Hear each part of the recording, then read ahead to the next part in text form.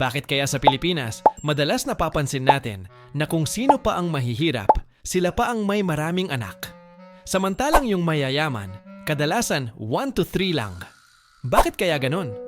Tara, alamin at pag-usapan natin.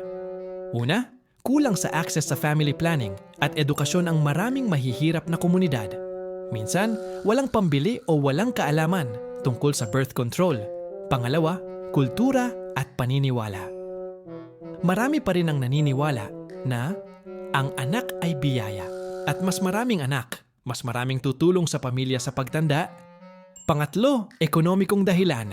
Sa rural areas, tinuturing na katuwang sa hanapbuhay ang mga anak, lalo na sa bukid o maliit na negosyo. Pero sa mayayaman, iba ang mindset.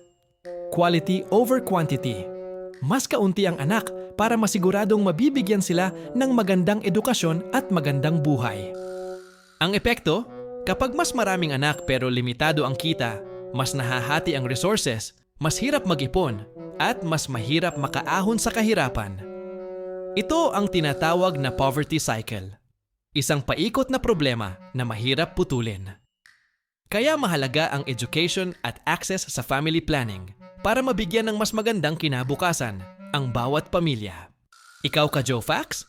Ano ba ang paniniwala mo sa pagkakaroon ng maraming anak pero hindi naman mabigyan ng tamang edukasyon at magandang buhay ng mga magulang? Ako dun ako sa quality over quantity dahil galing din ako sa mahirap na pamilya pero maraming magkakapatid 10 at lahat hindi nakapagtapos ng kolehiyo.